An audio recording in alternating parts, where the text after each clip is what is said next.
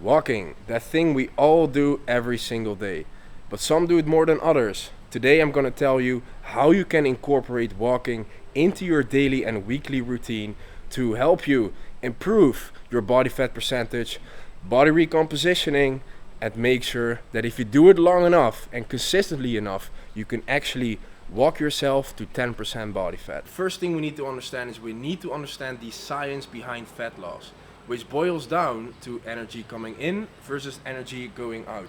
This is something, guys, we should really all understand by this point. Should be very common knowledge and very basic information, but I find it important to state it again because sometimes people still don't seem to get this right. Some people go for carnivore, paleo, all these different kind of diets, which are essentially all methods to get into a calorie deficit. The bottom line of it all is you need to be in a negative energy balance over time. It's energy in versus energy out, which is part of the natural law of thermodynamics. Just as we can calculate with certainty, if I were to throw a ball with a certain amount of speed, with a certain size and mass of the ball, we can know with exact certainty where that ball is going to land.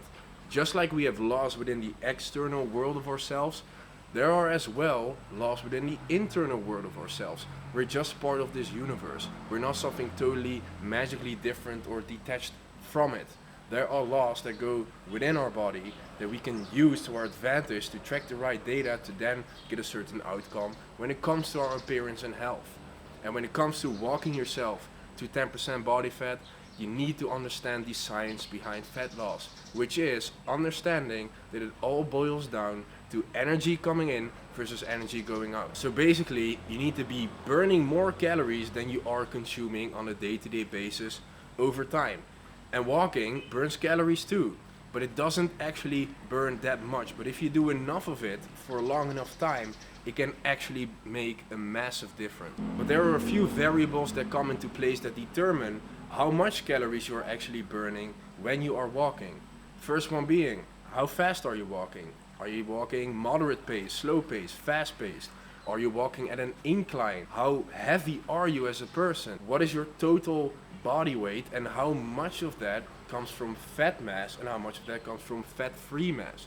Because muscle on average per kg of body weight burns about 30 calories per day more than fat does in a sedentary position.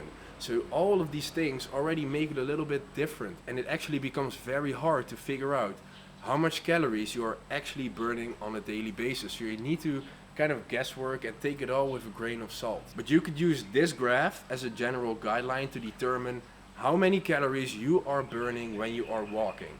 So we do it based on body fat and based on the intensity of the cardio itself.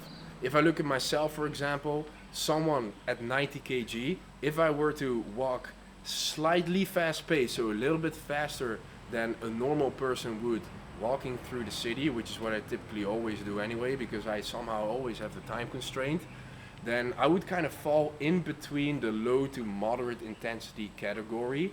So I would likely burn approximately 400 to 500 calories walking 10,000 steps. So by doing that, 500 calories, if I would eat at maintenance calories, that would put me in a 500 calorie deficit. It's important to understand, guys, as well, that if you do that, a 500 calorie deficit per day, that will be a 3,500 calorie deficit per week. And it takes exactly that to lose half a kilo until a pound of body fat per week.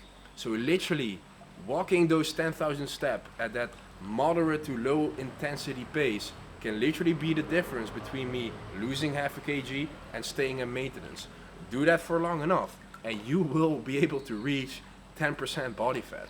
Now if you really want to spice it up, if you are able to turn it into 20,000 steps per day, then we're really talking. Then you are able to lose 1 kg of pure fat per week if you are eating at maintenance calories, which should be fairly easy to do, guys. And just to test this example, what I did is I walked 10,000 steps last summer every single day on the beach, and I tracked it, and what it said is that I burned approximately 500 calories doing that, which would fit in exactly with what the table would say for someone of my body weight. So within that 1 hour and 45 minutes of walking, I was able to burn 500 calories daily. So by doing that, I was able to lose half a kilo of body fat every week, and that's how I literally walked myself to 10% body fat last summer.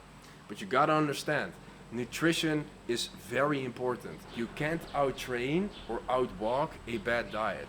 Look how easy it is, for example, to sit on the couch, zap on your TV or watch some Netflix and eat 600 calories. You could have a fairly larger chocolate bar, for example, and just be fully focused on what's going on the television, chop that away in a few minutes and you already consumed 600 calories without you actually even noticing.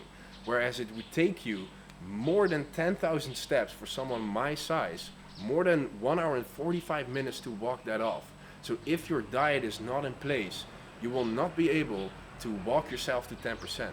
But it's fairly normal, and it should be fairly normal, to just eat at maintenance calorie intake. So if you overeat, you will not be able to reach 10% by walking, even if you walk every single day, simply because of the difference of how easy it is to overconsume. And tracking nutrition can actually help. It's not necessary for everyone.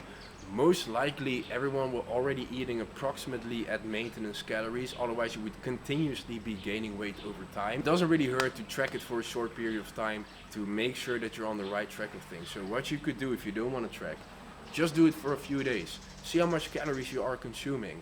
And as a male, if you're fairly sedentary, most likely somewhere around 2,500 calories will be your maintenance intake.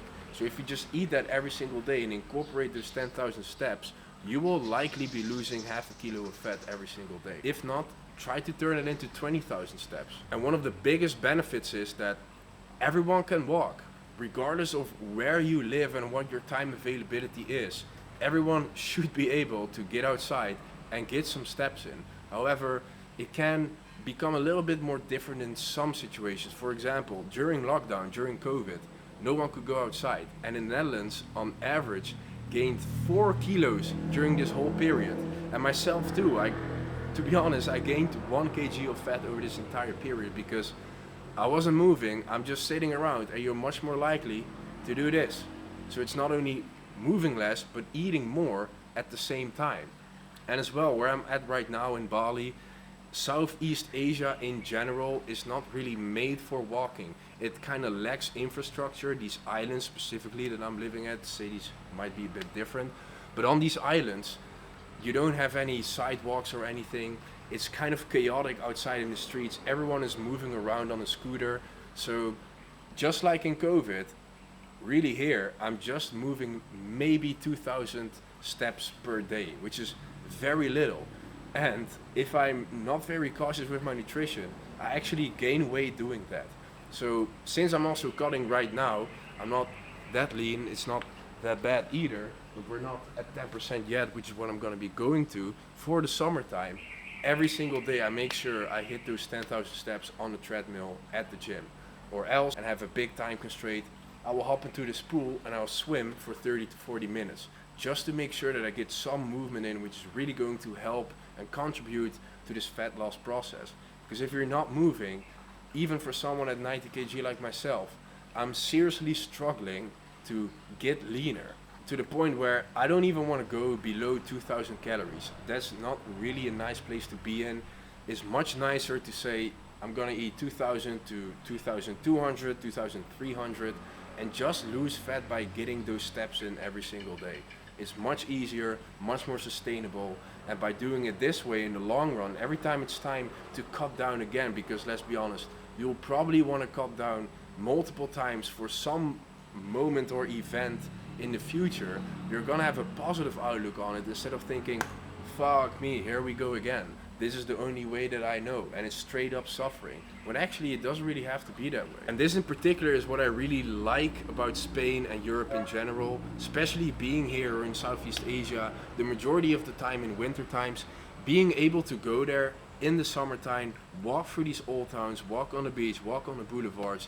It makes it so easy to get those 10,000 steps in per day, and so easy to get to 10% body fat if you're basically not eating like a hippo and you have a pretty much overall pretty healthy diet and eat at maintenance, guys. But the downside of this strategy is that if you want to burn fat by walking, it takes a fair amount of time as well. And some people, they don't really have this time availability. So what you could do to speed up this process is walk incline, whether outside you're going up hills or you're going to the gym and you walk on a treadmill. It really helps increase the heart rate, which is the determining factor of how much calories you burn. You could see it as a car. You yourself are the engine and the fuel is the nutrition that you put in. If you're going to have to require more performance, which is walking uphill is tougher, requires more energy, you're going to burn more fuel in the process, just like you would when you're driving a car. If you're going to drive faster and higher speeds, more acceleration, you're gonna burn more gas doing it. But don't overdo it. I would recommend to not go above 140 heartbeats per minute, because walking is a very good source of cardio, because the stimulus to fatigue ratio is very positive. The stress it puts on your body is super low for the output that you get from it. Whereas if you go above 140, it actually becomes more of a stress factor. When I do low intensity cardio on a treadmill on an incline, I make sure I stay below 140 beats per minute, because I want to make sure that I'm not overdoing it and lose muscle. Because my goal most often is always to stay as big as possible while getting as lean as possible. So I want to make sure that that stimulus to fatigue ratio is always in a good balance. Otherwise, it's going to be very hard to do so. Last thing I want is to be losing muscle mass instead of losing fat. So the winning formula when it comes to this, if you want to be big and lean at the same time, is to combine weight training with steady state low intensity cardio, which leads to a winning combo that leads to you not feeling overtrained and overwhelmed, and as well just makes it much more easier to stay doing this stuff on a consistent basis. And fat loss is energy balance, not starvation. Most people, I would argue from my experience, are always under eating. And when I say this, what I mean by this is when you feel hungry, your stomach is telling you, fill me up with volume. It doesn't tell you, give me calories. Calories come from proteins, fats, carbs. Basically everything that is not greens, fruits, and vegetables. Fruits and vegetables could be seen as micronutrients or satiety sources. So there's this thing called the satiety index, which basically means how much food do I have on my plate versus the amount of calories that are in it. The lower the calories versus the more volume it has, the better the satiety index of this meal is going to be. So actually what you ideally would want to do, as you get leaner, you want to be eating more volume with fewer calories. And as you are bulking, it's going to happen the other way around. Your appetite is going to decrease. Your body just wants to stay the same constantly. So when you become too heavy, it's going to take away from your appetite. So you basically struggle to eat a certain amount. So if you want to continue to keep gaining weight, you're going to have to reduce the volume to get those required calories in. When we're cutting or trying to get to 10%, you ideally want to do the opposite. So increase the volume of food, the amount of food, the total weight of food, but reduce the calories. And as you get deeper and deeper and deeper into this lean state, bring that balance more and more towards a more satiety index positive amount. So when I say that people are under eating, if you would ask a general person, how's the fat loss going? How's the diet going? They would tell you, great, I'm barely eating anything. But that's actually the worst thing to do, because at some point you can't resist it anymore. It doesn't matter who you are. At some point the willpower is going to give in. And before you know it, you've smashed another 10,000 calories in a few days time, which basically undid the entire calorie deficit that you had before, which leads to the point of you being unable to walk yourself to 10,000 calories. So this is the number one tip that I can give. If you want to walk yourself to 10%, make sure that you eat satiety rich volume so you can adhere to it, and don't overeat so you can actually walk yourself to 10%. So instead of slashing calories, I would recommend to increase your daily step count, keep your nutrition in check, and track your daily nutrition intake as well as your body weight. Make sure that you hit that 0.5 kg fat loss per week. If not, look at if you're eating at maintenance. Aren't you? Alright, decrease the calories to maintenance. See what that does. Are you eating at maintenance? Maybe increase the step count a fair bit. So if you're just starting with this, you don't automatically want to jump to 20,000 calories per day. You want to do it in a sustainable way. And anything drastic usually leads to people quitting quite quickly. So just figure out first, how many steps am I already hitting on a day-to-day basis? Is it 5,000? Alright, bring it to 10,000. Is it 10,000? Bring it to 15,000. But don't make these massive leaps. Don't do anything drastic. If you want to figure out how much you're hitting right now, probably your phone will track it. If you have an iPhone, you have this health application that tracks it for you. Otherwise, you could download an app that does it. And you can just check from your phone how many steps you've hit that day. So here's the key, stay consistent. No one's going to be able to hit 30,000 steps every single day for a prolonged period of time. And if that's what it takes, that is 100% guaranteed to fail. This game is a marathon. So you need to have an approach that allows you to stay on this marathon. I would like to say it's a continuity process, a rent that you should always be able to keep. If you take an approach that you aren't possible to do so, then it's basically bound to fail from the beginning. Nothing drastic, figure out what your step count is right now and just increase slowly with 5,000. Are you able to adhere to it? Add another 5,000. And that's the winning strategy, guys. At some point, fat loss is going to stall, and at this point you have two options. First, you either eat less, again, satiety index, more volume, lower calories, or second, you increase your activity. What I like to do, I like to just lower the calories because it's the most time efficient until I get to a point of 2,000 to 2,200 calories, and from then onwards I would just increase my step count and I'll add an extra 1,000 to 5,000 steps per day rather than cutting down calories further. If you're already doing 15,000 to 20,000 calories daily, you're absolutely crushing it. Keep that up while keeping your nutrition dialed in, and you'll get in better conditioning really fast, and you'll see some great results from that. The key to losing fat loss, consistency. 1 week of walking is not going to get you ripped. You need to do it consistently and become very good at it and make it part of your routine. On off days, they 100% will happen occasionally, but it's that weekly average that's going to make the difference, that's going to get you the best results. Find what works for your lifestyle, because 100% this method is going to work for you if you find a way to incorporate it sustainably. Walking is pretty simple, sustainable, and effective for fat loss. Do the daily activities every single day and watch you crush your fitness goals. Guys, if you like this video, please give it a thumbs up, comment, and subscribe, and I'll see you in the next videos. And don't forget, guys, stay large and in charge. And this one is even more important. It's not about the car, but the size of the arm hanging out of the window. See you, my man.